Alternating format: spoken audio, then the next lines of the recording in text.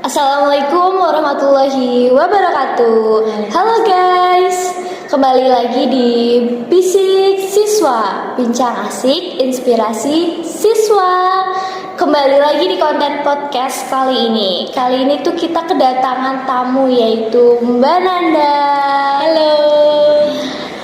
Halo guys nih, kalau boleh tahu Mbak Nanda selama kelas 12 ini kegiatannya apa aja sih? Oke, kegiatanku itu lebih ke sibuk nugas karena harus ngejar nilai, terus sibuk pendaftaran kuliah, sama sibuk di kepanitiaan Mendubes Exhibition. Kalau boleh tahu nih Mbak Nanda daftar kuliahnya di mana sih? Kalau daftar kuliah itu Mbak ikut 4 jalur. Yang pertama itu jalur ketua OSIS di IPB, yang kedua jalur Poltekkes, Mbak ambil Poltekkes Semarang. Terus yang ketiga itu di UPN Veteran Yogyakarta, ambilnya teknik industri. Terus yang keempat itu SPAN PTKIN, ambilnya perbankan syariah. Masya Allah, banyak juga ya. Nih guys, kebetulan Mbak Nanda itu alumni Ketosman 2 Brebes nih. Kalau boleh tahu periode berapa sih Mbak? Periode 2021-2022. Mbak Nanda, kalau boleh tahu nih Mbak, asal mula kenapa sih akhirnya Mbak Nanda pengen masuk OSIS itu? Kenapa? Kalau ditanya kayak gitu jawabannya nggak tahu. Karena Tiba-tiba itu aja kali ya, mengalir ya pengen. Mungkin karena COVID jadi sadar kayak aku daripada di rumah aja mending aku ke sekolah. Tapi aku ke sekolah ngapain gitu kan? Alasannya ngapain ke sekolah? Masa cuma diem kayak gitu. Akhirnya aku ikut OSIS. Awal-awal itu kayak gitu. Terus akhirnya dikenal guru kan. Dikenal guru jadi OSIS. Terus ternyata wakil ketua OSISnya itu saudara aku juga gitu. Terus aku jadi sering lebih sharing-sharing, terus sering ngebuntutin kalau dia lagi ada proker atau lagi ada rapat kayak gitu. Terus akhirnya aku tertarik jadi ketua OSIS. Nah pada waktu itu tuh kakak kelas aku tuh yang wakil ketua OSIS itu bilang mendingan kalau semisal perempuan jangan jadi ketua OSIS gitu. Katanya kalau semisal diibaratkan bagian 10 itu 9-nya itu perasaan, yang satunya itu baru logika kayak gitu. Nah otomatis aku takut dong. Terus pada saat masih jadi anggota OSIS, aku juga sharing-sharing tentang OSIS. Ternyata OSIS itu nggak cuma di sekolah aja. OSIS itu ada di daerah, ada di provinsi, dan ada tingkat nasionalnya. Jadi OSIS tuh nggak sembarang OSIS. Nah aku tuh pengen jadi OSIS yang nggak sembarangan OSIS. Akhirnya aku ikut forum OSIS Brebes karena kita kan di Brebes. Iya. Habis itu pas kelas 10 itu. Terus karena aku aktif di sekolah, akhirnya aku diangkat jadi duta harmoni. Tapi waktu itu tuh posisinya karena COVID, jadi perlombaannya itu enggak kabupaten, provinsi, nasional, tapi langsung nasional. Jadi Langsung tingkat yang tinggi ya. Iya, jadi ya kalah di situ dong. Karena langsung nasional, tiba-tiba angkatan COVID langsung nasional, udah gitu online lagi gitu. Habis itu aku punya pengalaman kayak gitu, aku nekat masuk ke forum OSIS Brebes. Terus aku jadi anggota karena aku mikir, wah aku pengen udah forum OSIS Brebes nih, aku pengen naik lagi jadi forum OSIS Jawa Tengah gitu. Jawa Tengah ternyata susah gitu. Kayak susah itu harus persyaratannya harus bikin esai sama harus bikin CV. Nah aku udah bikin dua-duanya. Cuman karena pada saat itu pengetahuan kurang luas gitu kan. Aku juga cuman sharing ke beberapa temen yang di luar daerah lewat duta gitu. Aku gagal ke forum OSIS Jawa Tengah. Tapi aku nggak pernah menyerah. Aku langsung ikut beberapa acara besar di event forum OSIS nasional, dan kebetulan dari situ aku juga jadi membuat organisasi, bukan masuk organisasi lagi, tapi ya kita bikin organisasi namanya Youthcation. Ya, Youthcation itu organisasi pendidikan nasional gitu. Kalau boleh tahu yang organisasi itu siapa aja sih Mbak yang ikut? Organisasi apa? Yang tadi Mbak sebutin Youthcation ya? Ya, Youthcation itu organisasi yang di bawah Forum OSIS nasional, tapi anggotanya itu setiap OSIS yang ada di seluruh Indonesia, sekolah-sekolah di seluruh Indonesia kayak gitu. Kira-kira yang ikut udah banyak, Mbak? Kalau ini baru angkatan ketiga, jadi lumayan banyak sih. Waktu itu juga pendaftarnya 2000, tapi yang keterima cuma berapa ya gitu, 2000 atau 500 gitu. Mbak Nanda, waktu Mbak Nanda tahu kayak gitu itu dari mana sih? Mbak Nanda cari informasi atau gimana? Jadi aku tuh karena waktu itu saudara aku, jadi kadang kalau rasa kepo gitu kan selalu ada lah di setiap manusia. Aku sering nge-stalking Stalking, iya. Iya, pengikutnya, dia mengikuti siapa. Terus aku lihat tuh ada forum OSIS, ada forum anak kayak gitu. Ya dari situ sih, dari stalking. Akhirnya inspirasi ya, ikut gitu.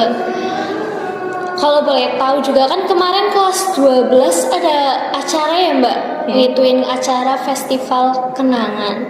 Kira-kira itu awal mulanya ada festival kenangan itu gimana sih, Mbak? Awal mulanya itu sejak aku jadi ketua OSIS. Nah, kelas angkatannya aku itu pada bilang, kita itu angkatan COVID gitu.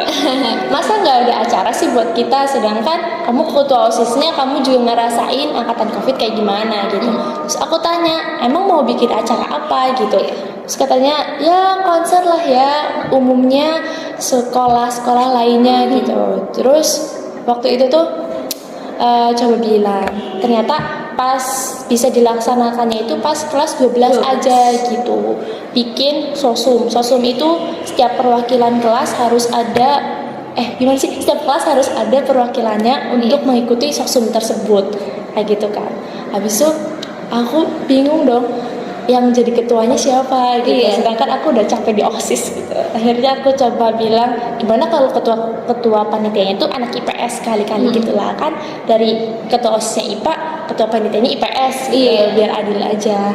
Terus kita juga merekrut yang kelas-kelas agama juga, dan acaranya tuh pertamanya tuh nggak di ACC sama sekali. Nggak di ACC. Itu perjuangannya ngumpulin dana lewat sponsorship, ternyata dananya nggak mencukupi. Akhirnya kayak sedikit, gak banyak, sedikit atau banyak ya? Banyak berarti. Banyak guru yang nggak suka juga karena acara ini gitu. Tapi sudah dijelaskan lambat laun, guru pun mengerti. Akhirnya di ACC. Berarti waktu itu sempet ya kayak ada kekecewaan sendiri. Aduh, gimana ini, bakal di ACC apa enggak? Nah, waktu udah akhirnya ke ACC itu gimana reaksi teman-teman kelas 12 itu? Kalau reaksi teman-teman sih ada yang seneng, ada yang pasrah. Karena acaranya juga rudenya juga dirubah gitu kan. Jadi kita juga harus menyeimbangkan antara keinginan kita sama keinginan sekolah kayak gitu. Kira-kira, oh ya nih Mbak, kan Syifa sedikit mengenal Mbak Nanda nih. Mbak Nanda karate di Man 2 Brebes itu udah sampai mana sih tingkatan lombanya?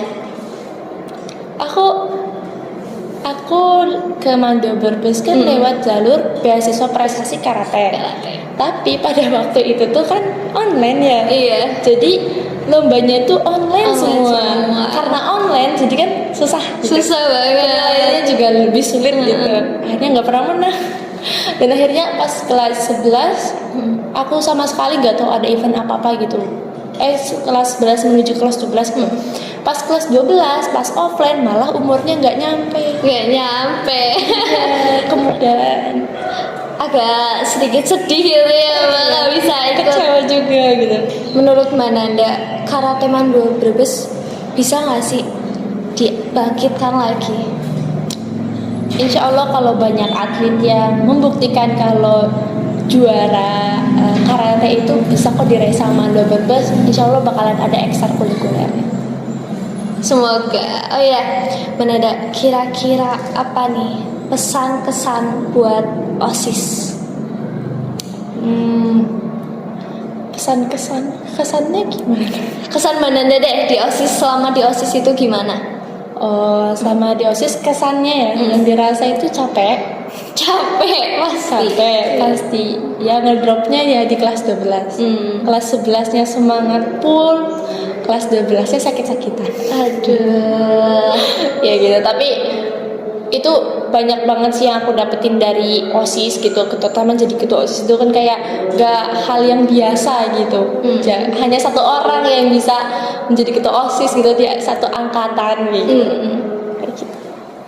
Terus juga kesan apa ya? Oh ya, pesan buat anak-anak OSIS.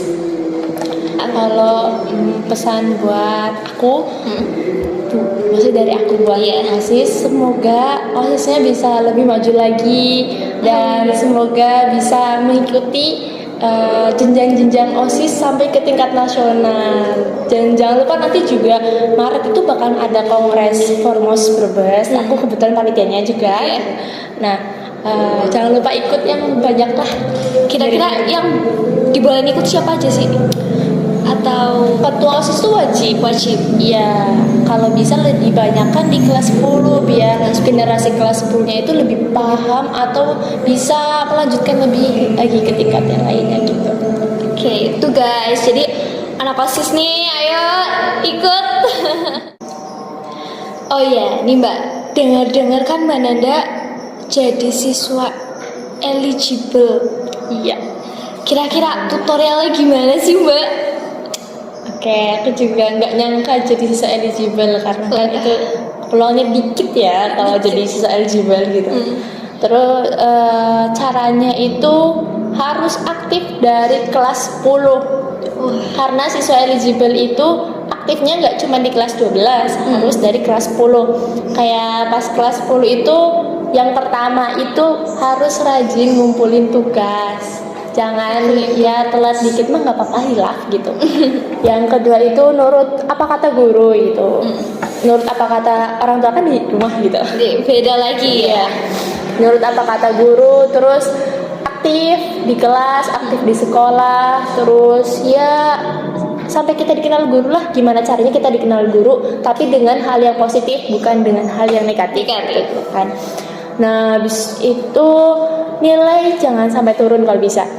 Dan syarat eligible di Mandua Brebes kalau IPA itu harus ranking paralel minimal 72 kalau di IPA.